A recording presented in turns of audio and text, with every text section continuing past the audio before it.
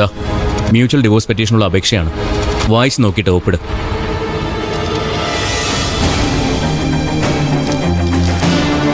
നീ വായിച്ചു നോക്കുന്നില്ലേ? എന്തിന്? എന്തായാലും പിരിയാൻ തീരുമാനിച്ചു. പിന്നെന്തിനാ വായിക്കുന്നത്?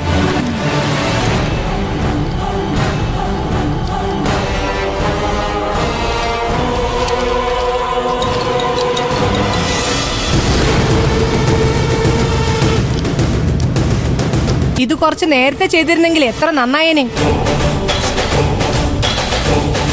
സ്വരം നന്നാവുമ്പോ തന്നെ പാട്ട് നിർത്തണം. തത്വങ്ങളൊക്കെ എനിക്കും ഇഷ്ടം. ഞാനിതിൽ ഒപ്പിട്ടത് ഏത് സാഹചര്യത്തിലാണെന്ന് അറിയാലോ. വിഷ്ണു, അവനെ പുറത്തിറക്കാൻ വേറെ വഴിയില്ലായിരുന്നു. എന്റെ അവസ്ഥ നിങ്ങൾ കൃത്യമായിട്ട് ചൂഷണം ചെയ്തു. ഓ, അങ്ങനെ നീ പറയരുത്. എന്നായാലും ഇത് വേണ്ടതല്ലേ? അത് കുറച്ച് നേരത്തെ ആവുന്നത് തന്നെയാ എല്ലാം കൊണ്ട് നല്ലത്. എന്തായാലും നിങ്ങൾ തന്നെ ജയിച്ചു. ഞാൻ തോറ്റു. എന്റെ ഒരാഗ്രഹങ്ങളും നടന്നില്ല. നടക്കാൻ നിങ്ങൾ സമ്മതിച്ചില്ല. നിന്റെയൊക്കെ പ്രവൃത്തി ദോഷം കൊണ്ടാടി നിനക്കൊക്കെ ഇങ്ങനെ ഉണ്ടായത്.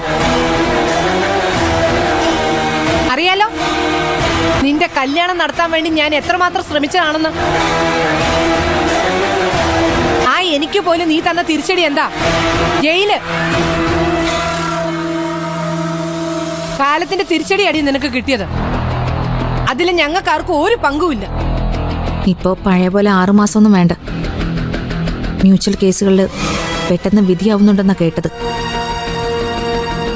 അങ്ങനെയാണെങ്കിൽ ഇനി അധികം ദിവസം ഇല്ല. നിനക്ക് വേറെ വിവാഹം കഴിക്കാലോ.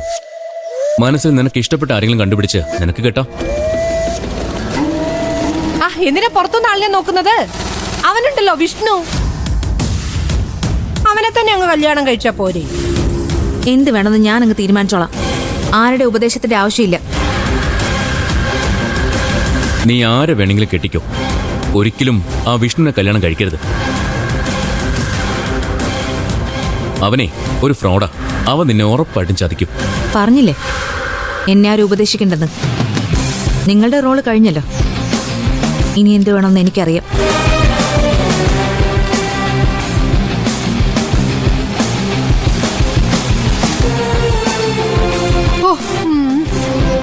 ഇപ്പോഴാടാ ശ്വാസം ഒന്ന് നേരെ വീണത്.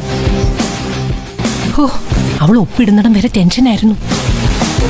ഇത് ഞാനൊന്ന് ആഘോഷിക്കും.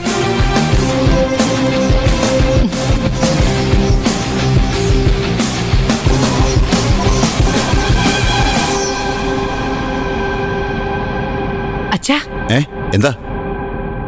അവള് ഡിവോഴ്സ് പെറ്റീഷനിൽ ഒപ്പിട്ട്. കുറച്ചു കാലമായിട്ട് നമ്മളെയൊക്കെ ബാധിച്ചിരുന്ന ധൂമകേതു ഇറങ്ങി പോകാൻ പോകുന്നു. കേസ് ഉടൻ തന്നെ ഫയൽ ചെയ്യാൻ പറയണം സിദ്ധുവിനോട്. അത് പിന്നെ ചെയ്യാതിരിക്കും അച്ഛാ. ഹോ, അവൾ ഒപ്പിട്ടപ്പോൾ അവന്റെ മുഖം ഒന്ന് കാണുമായിരുന്നു. ഈ പൂർണ്ണ ചന്ദ്രനെ പോലെ തൊടുത്തിങ്ങനെ തിളങ്ങി നിൽക്കുമായിരുന്നു.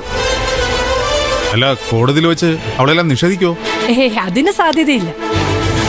അവക്ക് മനസ്സിലായി കഴിഞ്ഞു എത്ര കാലം കഴിഞ്ഞാലും ഈ വീട്ടിലെ മരുമോളാകാൻ പറ്റില്ല എന്ന്. ഒന്നാലോചിച്ച മണ്ടി അവള്. അവസാനം ആയപ്പോ സിദ്ധുവിന്റെ ഭാര്യയായിട്ട് കഴിയാനായിരുന്നു അവക്ക് വാശി. അങ്ങനെ ഒരാഗ്രഹം മനസ്സിലുണ്ടായിരുന്നെങ്കിലേ കല്യാണം കഴിഞ്ഞ ദിവസം പിന്നെ എന്തിനാ അങ്ങനെ ഒരു ബഹളം ഉണ്ടാക്കിയത്? അപ്പൊ നിനക്ക് ഇതുവരെ മനസ്സിലായില്ലേ അല്ലേ കാര്യങ്ങള്? സിദ്ധു അളിയനും ദേവികയും തമ്മിൽ ഒരിക്കലും ചേരരുത്. അതിനുവേണ്ടി അവളുടെ ഡിവോഴ്സിന് എന്നെ സമ്മതിക്കാതിരുന്നത്. അല്ലാതെ സിദ്ധുവിനോടൊപ്പം ജീവിക്കാനുള്ള ആഗ്രഹം കൊണ്ടൊന്നുമല്ല.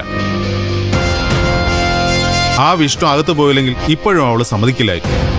എന്തായാലും നമ്മൾ ആഗ്രഹിച്ചതുപോലെ നടന്നല്ലോ. ഇനി നമ്മുടെ ഭാഗത്തു നിന്ന് ചെയ്യാനുള്ളത് ചെയ്യണം. സിദ്ധുവിനോട് വരാൻ പറ, നമുക്കൊന്ന് ആലോചിക്കണം. ഇനി എന്തോ ആലോചിക്കാനാ അച്ഛാ? അതൊക്കെ ഉണ്ട് അച്ഛാ. അവളെ വീണ്ടും ഇവിടെ പിടിച്ചു നിർത്താനുള്ള വഴി ആലോചിക്കുന്നെങ്കിലേ അത് വേണ്ട.